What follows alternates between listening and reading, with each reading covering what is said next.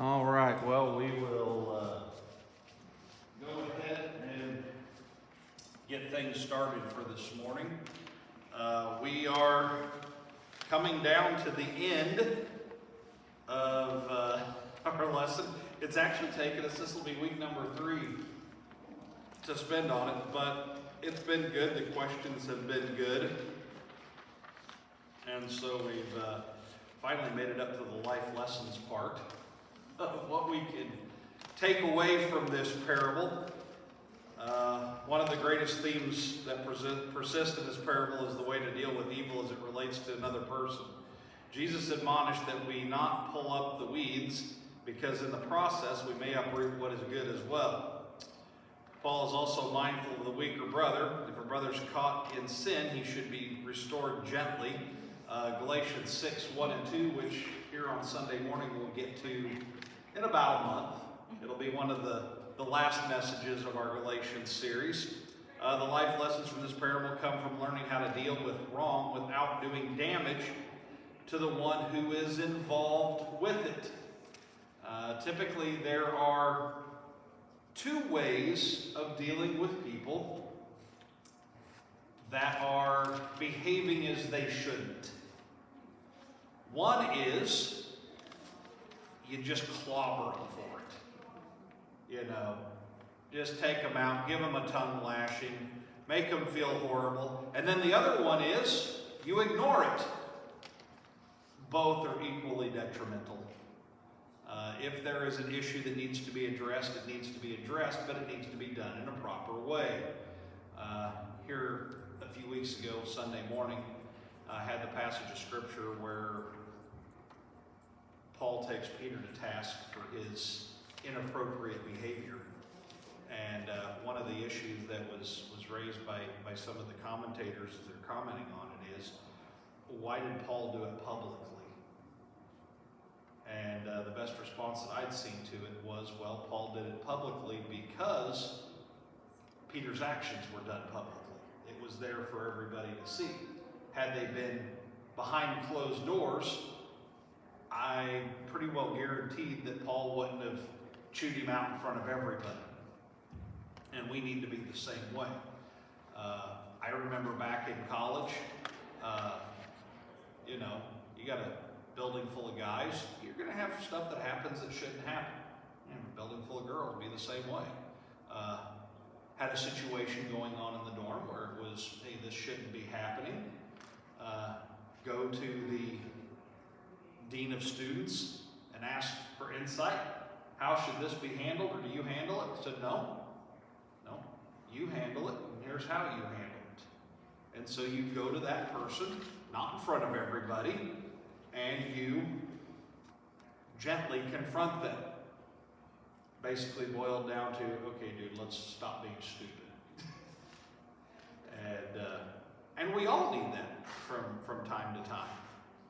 Maybe Paul had tried the subtle approach a couple times and that didn't work. You never know. I wonder if that was the case. Because even though Paul chewed him out, he wasn't mean about it. It was, yes, I confronted him to his face, which basically means I confronted him publicly.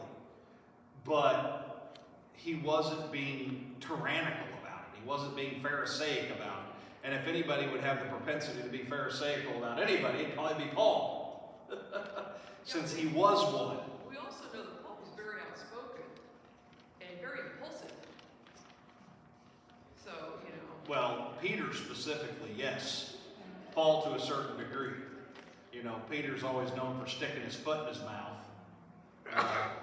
Stick your foot in your mouth and you stop when you get to your kneecap. Yes, Don. Yeah, I know in the Reform circles, it was one of the examples set was for Jesus saying, "Don't bring your offering until you've settled the matter with your brother." Yep. We don't take that seriously enough. Because how many conflicts do you see that just continue on and on and on and on? I know of a family where a group of sisters didn't talk to each other for 25 years really. And at the end of it, they couldn't even remember why they were mad at each other. And they all went to church together. Same church, every Sunday. So how do you do it? You know? I was going to continue, Jim, with, if you had a disagreement with your wife that morning, maybe you wouldn't partake in communion, because Perhaps not. as a reason to Yeah. abstain. Yeah, no, and there's nothing wrong with abstaining. And I think another thing that we don't do is we don't take the admonishment of partaking in an unright manner seriously. And the fact of the matter is nobody's going to stop and go, why aren't you taking communion?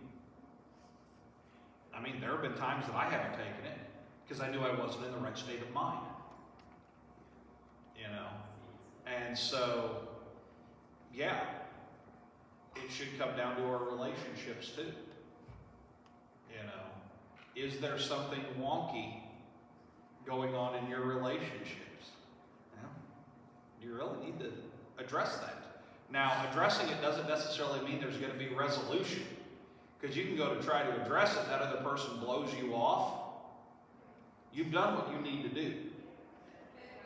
It's like going to somebody and asking for forgiveness. You go and ask for forgiveness and they say no. Well, you've done what you've been required to do. The onus is on them now to do their part. You know, and so, you know, just because you do something that you're supposed to do doesn't mean that the other person is going to respond in kind. It's also on the point of dealing with conflict or dealing with, you know, sin that's going on that you see in somebody else's life that's a brother. You can go to them and you can approach them and they can blow you off. That's where you take somebody else, and worst case scenario, you take it to the church. Hopefully you never have to get there. You know, when it's laid out in Matthew for us, the conflict resolution steps, you always hope, and I think most things can be handled on step number 1. You go to that brother, sister, address it, and it's done. And the thing you also have to realize about that too is when it's done, it's done. You don't bring it up again. That's actually one of the things that I teach in premarital counseling. And a lot of the couples will look at me like, what? So yeah, once you've dealt with an issue, it cannot be used as ammunition in other arguments. That doesn't, I'm teach you how to fight fair. And one of the ways of fighting fair is if you have an argument, you can't throw up things that have already been dealt with. Because all you're going to do is create more problems. Yeah, Don. Yeah, just one more example, and that is there, I've heard from the Christian church that we all come guilty. None of us are perfect when we come to communion time. Oh, no, absolutely not. Well, how do you tell the difference? Well, Like the brother, you know that yeah. your sister. The way that I look at it, if it's at the forefront of your mind, you know, we all have quote-unquote unrepentant sin. And it could be that we've, you know, forgot that we've done it.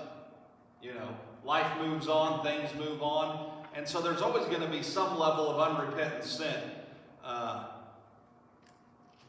But if there's something going on in your head and you know something's going on and you know something's that needs to be done, then probably it would be a wise idea not to partake of communion. But that's also in here. We can't look at somebody else and go, you should not do that.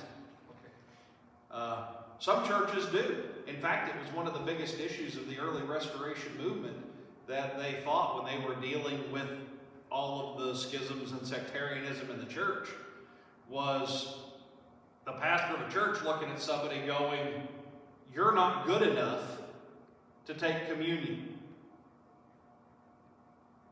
Well, that's not a call for somebody else to make. But yet they were doing it. And in fact, in the church that Alexander Campbell was part of, you had to have a token in your pocket showing that you were in good standing to be able to take communion. And that was one of the things that got him to thinking, I don't see this in the Bible. Well, like it says to examine yourself. Yep. Examine yourself. Don't examine others. I mean, you'll make observations. You'll make judgment calls. You'll step in if necessary. But the fact of the matter is, look at yourself in the mirror before you look at somebody else. That's another one we don't like. Because we like to point out the flaws in others while we excuse the flaws in ourselves. So, on our life lessons, we should season our criticism of others with love and caution. It's easy to let ourselves be placed in the position of judging others. Scripture consistently warns us to avoid such a position. Jesus warned us not to judge on appearance, but to make righteous judgments. Now, unfortunately, we take that passage of Scripture, judge not, and we stop after the judge not part. And we don't read the rest of the verse and the following verses. We don't read it in the context. And so it's looked at it, you should never judge anybody. No. We make judgment calls all the time. And we do, and we're supposed to. We just have to be cautious about how we do it. Judging with a righteous judgment. See, what our world has got into is we have conflated and confused judgment and condemnation. We view them as synonymous terms. They're not. We are called to make judgments. Condemnation is never our place. That belongs to God and God alone. I can't look at somebody and say, you're going to hell. Not my place. I cannot condemn a person. Now I can look at the tenor of their life and go, brother, you got issues. But that condemnation part is God's, not ours. But we'll make the judgments. In the context of the parable, Jesus is saying that if we don't know for sure which is wheat, which is weeds, we should let them grow together. By treating others fairly, we might be able to lead the unrighteous to Him who can make one righteous. I always thought it was funny. My friend Dave is the campus minister at Missouri State University down in Springfield, where Sarah Favors goes to school. And he's been the campus minister down there for, heck, I was a little kid when he started. I think Dave's doing it forever. And he used to catch flack for people, not so much anymore, because he would take non-believers on mission trips. You know, they would do mission trips half a dozen times a year going, not far, but he'd take non-Christians on mission trips. Why in the world are you taking a non-Christian on a mission trip? Because I hope they'll become a Christian. It's kind of that, I'm not going to exclude them because they haven't been dumped. If they're here at our services, they're looking for something. And they can see God work in any context. So I'll take them. I'll take them with me. And quite a few of them have had life-changing experiences in such things. So we have to be careful about how far we separate things. If I have somebody walk through the doors here and they really don't know Jesus, but they say, hey, I'm trying to figure this out, but I'd like to help. Can I help with stuff? Absolutely, you sure can.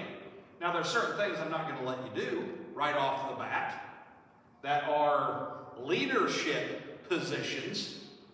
But if you want to come in and you want to help with hospitality, or you want to stand at the door and welcome people, or you want to do any number of things, I'm going to let you do it.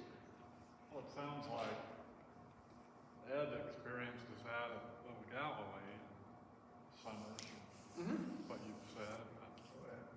Yeah. And so, we have to be careful, because too often we're quick to look at somebody, and whether it's self-justification on our part for our own behavior or whatever it is, and we look at those people and go, you're not good enough yet. And this is basically saying, You got to let it run. I made an announcement. Say necessarily an announcement, but it was kind of an announcement. In the very first sermon that I preached here, after I was hired. It's been 460 some odd sermons ago, so I don't expect you to remember it. But, you remember every word? Hey, you're better than I am, because I don't even remember every word. But I kind of laid out my philosophy of ministry. And I made the comment, I said, I'm on social media. And I have a lot of friends on Facebook. And there is a significant minority, if you will, of those friends that are not Christians. And some of them are very much not Christians. And some of them post things that should not be put out in the public domain. And I'd have people ask me, why are you friends with them? My response is, why aren't you? I'm not going to stop being friends with somebody just because they behave in a way that I find inappropriate. I'm not going to block them. I'm not going to unfriend them. Now, I may block a post that pops up on my news feed from them if it's inappropriate. But even with that, I'm like, no, I want to be a good influence. If I can be a good influence, I'm going to do it. Otherwise, it's kind of the opposite of discipleship. Mm-hmm. Really, it is. Because it's basically me saying, I don't care enough about you to allow you to stay in my life. Sometimes I think as Christians, we have this issue of living in a bubble. That we're Christians and all our friends are Christians. We should have non-Christian friends. We should have friends that aren't believers, that aren't active, or if they're anything, it's like, I believe, but it's lip service only. The vast majority of our culture will say, I believe in God, but that's kind of where it stops. And so you need to have those friends so you can be a positive influence on them. Now you got to watch it because it can easily turn the other way around, and so you have to be careful about how you carry yourself. Jesus hung out with, lawyers, tax collectors, prostitutes, and he did.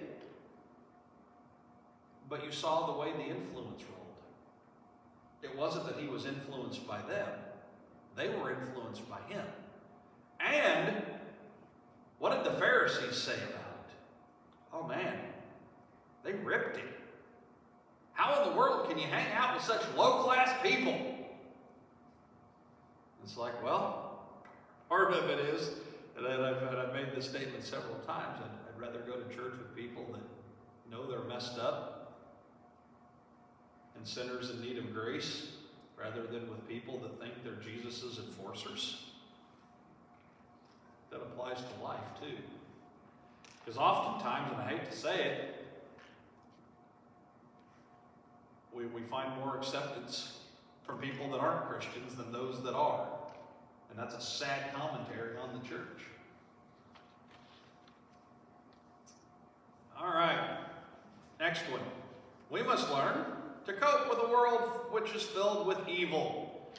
The world with all of its charms is indeed a wicked place. Sin is rampant, so much so that one doesn't have to look far to see it. It would be difficult for one to see the sin and corruption of the world and deny that there is a devil, an evil influence, having a profound effect on all of us. We must remember that Jesus didn't want his disciples to be taken out of the world. Rather, he wanted them to learn to cope with the world. It's another reason that I reject the idea of a pre-tribulation rapture. I don't think we get taken out of the world before all the bad stuff happens. In fact, if you look at people being taken out of the world, it's the wicked that get taken out of the world. Just look back at Noah. Noah gets an ark. He has a boat. He has a way to sustain himself. The wicked get taken out of the world. Trying to run from evil world can be counterproductive. If we're surrounded with Christian support, we can cope with any evil that comes our way. Excuse me. As long as the world stands, there will be evil in it. In the face of the evil comes the promise that we will never be tempted beyond what we can endure. And it's true. We're going to have temptations. I think a lot of times we get caught up on this idea that being tempted to do something is sin. No. It's the second, third thought. It's the second and third look that gets you in trouble. You know, we're tempted all the time to do stuff that we shouldn't, to have attitudes that we shouldn't, to take actions that we shouldn't. Just because we're tempted, that doesn't disqualify us. Jesus was tempted in every way that we are. And he didn't sin. Now, albeit he's God, we're not. But there is a way out. Well, the more you sin, the more you're going to sin because it becomes a habit. The more you strive not to sin, the less you're going to sin, and that too becomes a habit. Scripture talks about resisting the devil. I have a little bit of issue with that word because it gives the idea of just mentally putting it out of your mind. And that's part of it, don't get me wrong. Someone asked me once, how do I resist the devil? And I said, well, you know what conditions put you in the place to where you're going to do something you know you shouldn't do. You know, if you're alone and you're by yourself, if you're doing this or you're doing that, if you know the condition of where you're going to do something you shouldn't, then what do? Remove yourself from that position. Fill that time and fill that space with something else. So resistance, in my mind, is doing something different that will not lead you down the path that you shouldn't be going. That is active resistance. Because a lot of times we lose the battle in our minds.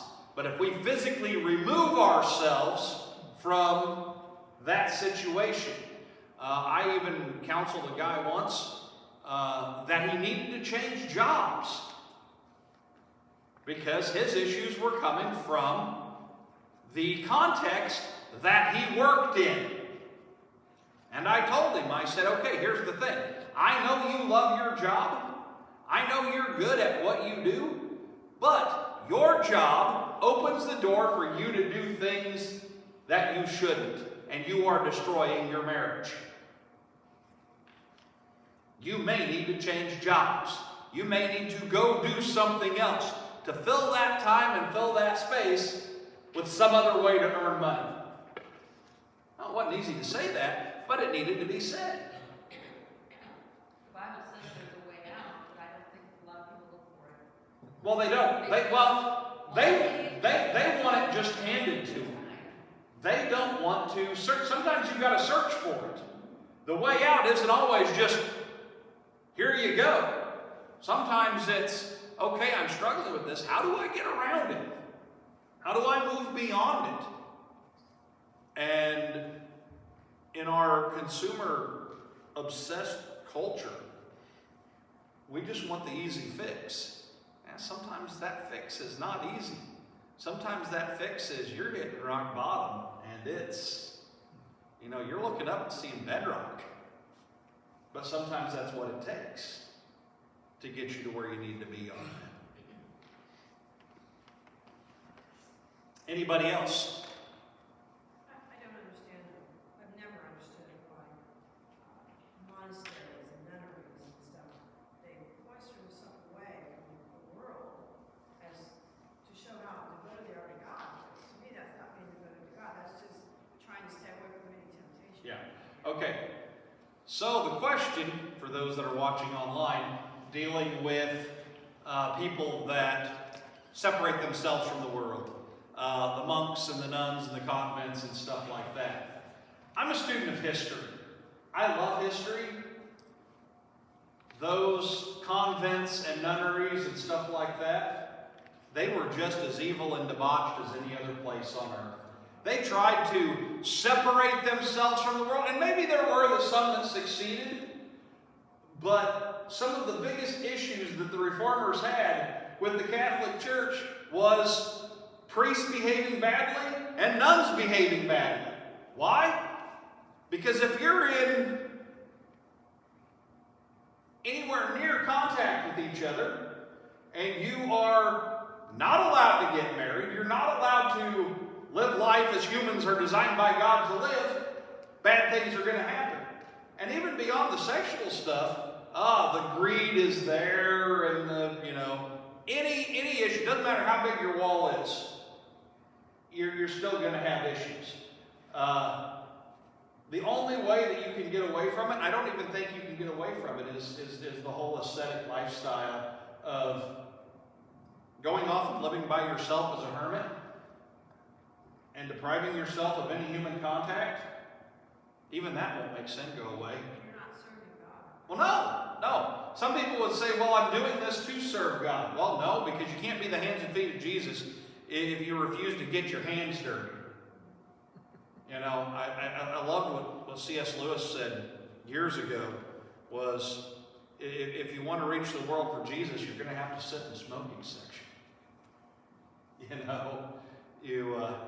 And that comment made during the time where they discovered that smoking was bad for you, and it kind of became a no-no in some cultures and some societies. And he's like, hey, you look down on people that drink, you look down on people that smoke, you look down on people that do this. Those are the people you need to be around.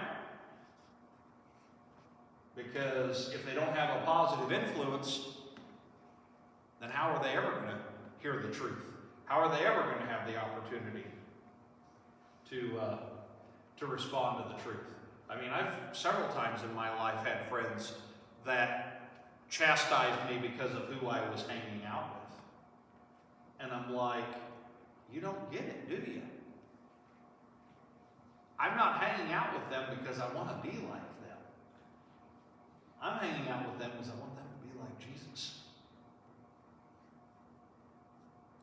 Of the world, not of the world, not of, no. In the world, not of the world. In the world, not. There you go. So, number 3. Jesus didn't condone the presence of evil, and neither should we. When Jesus said to let both of them grow together, he wasn't saying that sin was something to wink at or ignore. On the contrary, Jesus hates sin. Yes, he hates it, while at the same time deeply loving the one who struggles with the sin. We must make it known that sin is wrong, while at the same time loving the one who is ensnared in its grip. I've had people come to me and go, you should really handle this situation this way, or you should handle this situation this way. And I'm sitting there going, you know what? I am handling the situation. Maybe not the way that you would like me to, but I have to realize that their souls are in peril, and the goal is to build bridges, not burn them. And all too often, I think we're easy to burn bridges. Well, that, in fact, and I've said this multiple times, we get bent out of shape when people sin differently than we do. Our sin is justifiable. We can go, well, this, and this are the reason why, so I get a pass. Oh, no. There's no pass. Sin is sin, regardless of what it is. But there are sins that we take, especially in our culture, and we place them on a higher pedestal of evil. Now, that's not to say that some sins aren't more egregious than others. Every sin will separate us from God.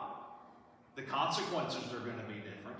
The consequences are different if I tell a lie or if I commit murder. I mean, the two are not the same as far as their consequences are concerned. But they both have the same outcome in the fact that they'll separate us from God. They're not distinguished in the Ten Commandments, they're just all. No, they're put together. Don't. And it's not there to make our life hard. You mentioned the Ten Commandments. Right as we shut the whole world down, I was preaching through the Ten Commandments, and it was the Ten Commandments set free to live for. A lot of people saw the Ten Commandments as binding, as something that put you under a heavy burden. No. We need boundaries. Look at the state. We strive in boundaries. Yeah, look at the state, our government's state and federal government, because nobody wants to set the rules anymore. They want everyone to be happy, Yep. and no one has to follow the rules. Yep. Without guardrails, the car crashes.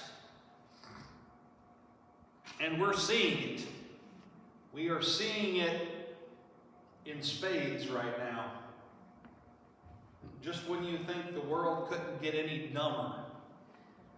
Yep. Yep. I think I've seen it all, and then something comes along and just blows that right out of the water. Can we really be that stupid? Well, part of it isn't stupidity. Stupidity can't be helped. There's no cure for stupid. It's deliberate action. It's not a mental defect. It's, I want what I want when I want it, and I'm going to do whatever I need to do to get it. Greed and corruption. Oh, yeah. Yep. The lust for power.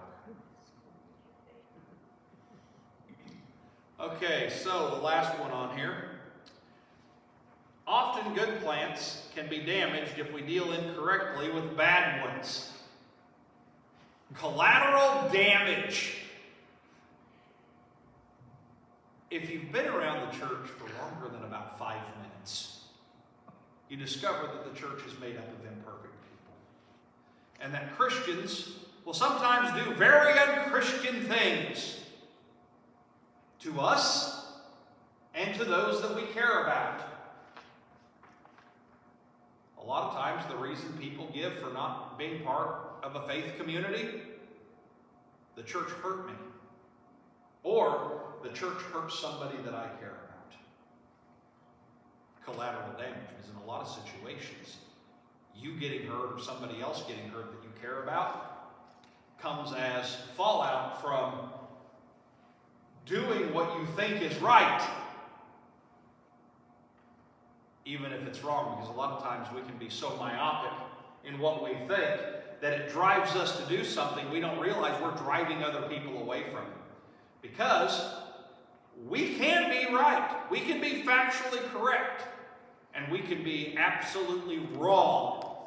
We can invalidate that being right with how we handle it.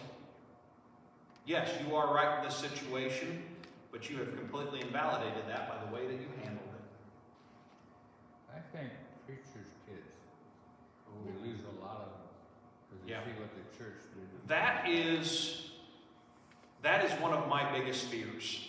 In fact, going back to that sermon where I talked about my friends on Facebook, I also made the comment, I'm moving here and I'm bringing my 5-year-old son with me. You know what? One of the reasons that I came here was because there was a whole lot of them 5-year-old boys running around here at Lane Church.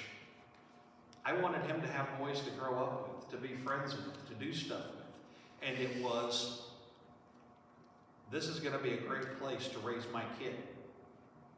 But the only way that can happen is, do not treat my kid differently than you treat the others. Do not have higher expectations of my kid than you have of the others. And I'm glad to say, that's happened. You know?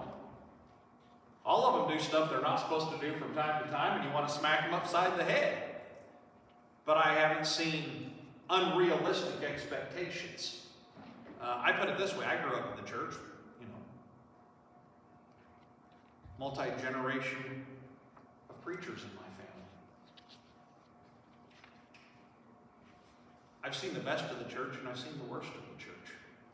I explained it to a friend of mine like this, and this was my feeling back when I was in high school.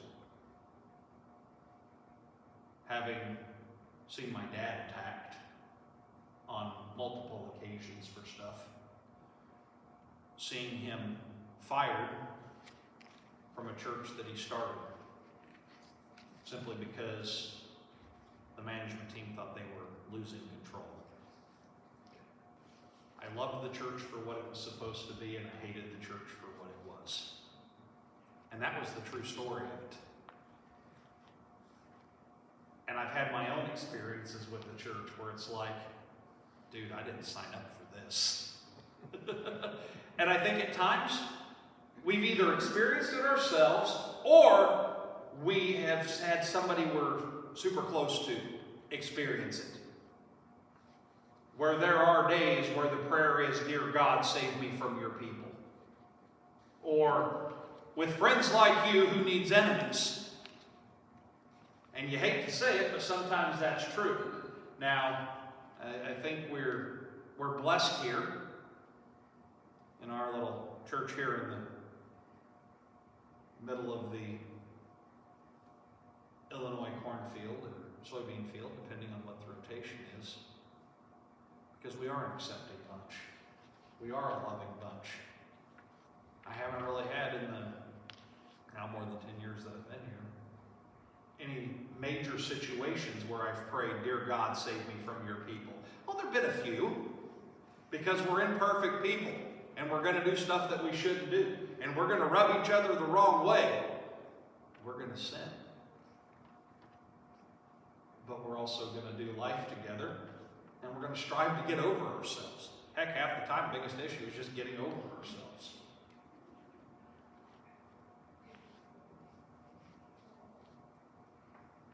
While sin must be firmly condemned, the individual must be just as firmly affirmed that he or she is made in the image of God, the same as us, and therefore of immense value. If a weak person sees us dealing without a spirit of love in our hearts, that weak Christian will be irreparably hurt.